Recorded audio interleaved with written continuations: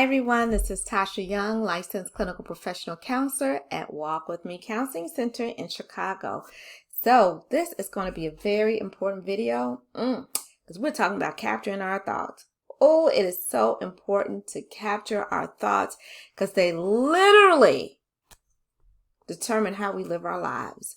So as usual, I am going to start with a Bible verse that I love, which is, we demolish arguments and every pretension that sets itself up against the knowledge of God, and we take captive every thought to make it obedient to Christ. That's from 2 Corinthians chapter 10, verse 5. God talks so much about how much he loves us and how he wants us to have this abundant life, and how the lives that we believe can keep us in bondage. And learning how to take every thought captive, unfortunately, is a concept that many of us haven't learned. But the importance of taking every thought captive, for me, under the lordship of Jesus Christ, led by the Holy Spirit, is one of the most important principles that you can employ in renewing your mind.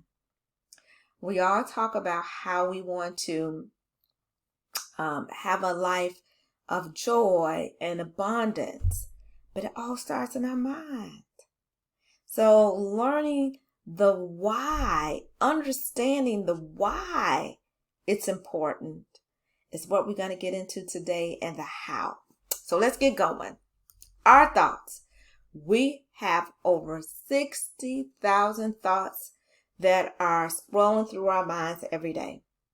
And they come into our minds as groups of words and images, and they impact how we show up. Our brain is the command center of our bodies, and it is amazing. Our brains are malleable, which means that we can train it. We can program it and deprogram it. And if you experience trauma, your brain is programmed often with many negative beliefs about yourself. And even without trauma, just our life experiences, our brains are programmed what I believe is a lot of garbage. And what I mean by garbage is thoughts that lead to emotions that impact how we feel. When we have a lot of negative thoughts about ourselves and others, it totally impacts how we show up. It does. It's a huge impact on that. And we can learn how to train our brains so that we are able to slow them down and capture those thoughts and train them to not go, our thoughts to not go automatically to the negative that impact what we do. And it's going to not only change your life, but if you have kids, family members, the people that you work with, completely change. It's a game changer, how you show up in the world. So our thoughts, which a lot of times I'm going to go over what we call cognitive distortions, often have much to do with how we feel than what's actually happening. So for example, one time I was really preoccupied with a college fair, and I was overwhelmed, and I was walking down a hall, and I was trying to think of all the things that I needed to do, and one of my coworkers had said something to me, and I didn't notice. And so later on that week, I said something to my coworker, and she was like, "Oh, so you want to speak to me now? You had a problem with me earlier this week." And I was like, "I did?" She was like, "Yeah, I spoke to you in the hallway and you didn't say hello." Well, I didn't even pay attention because I was so preoccupied. But she thought that I had a problem with her and that I had something against her because I didn't speak. And so you see, that's how our thoughts can actually show up in our behavior. And she was angry with me, and she thought I was angry with her, and I wasn't. I was just had so many things that I was preoccupied with that I didn't even notice. So let's go over some of the common cognitive distortions that we all engage in. We all do this. The first one is mind filtering. You ignore the positive and you focus on the negative. So for example, you come home after a trying day and you want to talk to your partner and they are preoccupied with something, and automatically you can think, oh, they never cared about me. They don't love me. They're not there for me. And you totally discount all the times that your partner is there for you. Or maybe you're giving a presentation and two people in the audience, like one looks at their watch like, and the other one yawns. And you say to yourself, my presentation is trash. And 5 people come up to you after the presentation and you totally, and they're like, you were great, you were awesome. And you totally dwell on the 2 negatives and you take it as fact that your presentation was trash because of 2 people, even though 5 people came up to you and was saying how much they enjoyed it. Or maybe you do disqualifying the positive. And by that I mean, like when I was talking about those 5 people that came up, and you can think, oh, they just saying that to me because they feel sorry for me, or they just want to say something nice. Or you have on something that you get dressed up and you think that you're fat, and someone comes up to you and they're like, oh, you look sharp today. And you're like, oh, they just trying to be nice. They know I'm fat and I don't look good. It's disqualifying the positive and making it be true that what you did or how you look, it's just these people are saying these things to you just because, that imposter syndrome. Or maybe it's emotional reasoning. You accept your emotions as evidence for the truth.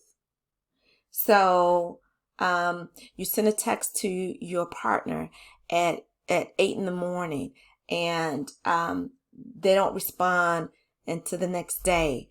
And you say to yourself, I'm not lovable. This person doesn't love me. And it's true because I feel this way because they haven't sent me a text. And that person could have been sick. Your partner could have been sick. So that is accepting your emotions as evidence when it's not true. Or maybe it's jumping to conclusions. Mind reading. You immediately jump to a negative conclusion without considering the facts, like my coworker did. She did the mind reading. She assumed what I was thinking, that I had a problem with her when I didn't. Or it can be fortune telling. Your supervisor wants to talk to you and automatically think that you're going to get fired, or they want to say something negative about your performance. Or the good old magnification, making a mountain out of a molehill. You're blowing things up out of proportion. You go on 2 job interviews and you don't get hired, and automatically you think that you chose the wrong profession or you would never find a job. Or you make one mistake and you think that you're a failure forever. Or maybe it's overgeneralization. You conclude that what happened to you once will occur over and over again. You believe that past hurt will reflect again in the future. So you had a couple bad relationships. You will never find love. It's no one else out there for you. You will never get married and have kids. Overgeneralization. Or maybe it's labeling and mislabeling. You create a negative self-image of yourself and others based on errors you or that person did. Someone showed up late. They were supposed to meet you at 1 and they come at 1:15. Now I can never depend on this person. Or you made a mistake you made an error at work, and now you're a failure at work and you can never do anything right. Or maybe it's all or nothing. You interpret everything as extreme black and white thinking. And this is where perfectionism comes in, and procrastination.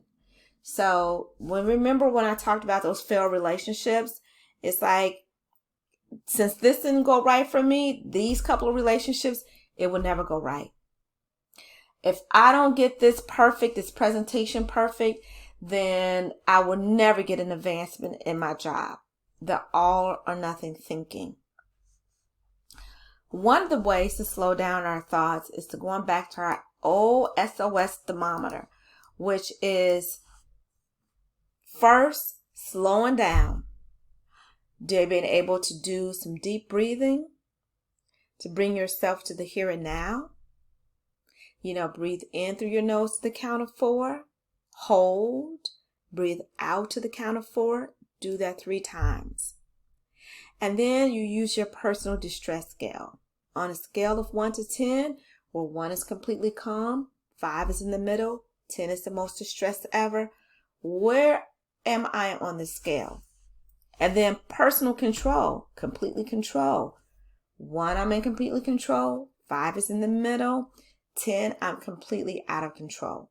First, you need to know where you are on that scale. Because once you do all of this, you're slowing down your mind and your thoughts, and you're in the now in order to get into wise mind, where you can notice your emotions and your thoughts. And then you can use reason to get into wise mind. It's slowing down. And that is getting into the state of mind to do mindfulness. And when you're doing that emotional mind and reasonable mind and get into wise mind, what you're doing is you're observing your thoughts. You're just noticing them. You're not engaging with them. You're noticing them with your 5 senses, your sight, sound, smell, touch, taste. You're noticing what's going inside of you and what's going on outside of you. And you're noticing this in a non-judgmental way. You're not putting any judgment on your thoughts. You're just noticing your thoughts. You're describing your thoughts. Your thoughts are not fact. Your thoughts and emotions are not fact. This is how you can notice if you're using a cognitive distortion. You're putting words to your experiences, like my stomach muscles are tightening. I'm so mad I can scream right now. Thinking you're dumb doesn't mean that you're dumb. So name your thoughts, feelings, and sensations separately. You want to participate. Become one with the experience. It's like riding a bike. If you don't learn how to slow your thoughts down, to observe them and describe them, then you're just going to function on automatic pilot and you get stuck. So how do we do this? You don't judge. Don't judge your thoughts, right? Just notice them without judging them. I am thinking, I am feeling. I notice my heart is racing. This is where I feel it at in my stomach. Don't judge. Stay focused. Don't try to do a million things at a time when you're slowing down and noticing your thoughts. Get into wise mind so that you can do what works. Focus on what's going to help. What do you need to achieve your goals? Let go of hurt feelings or wanting to hurt others.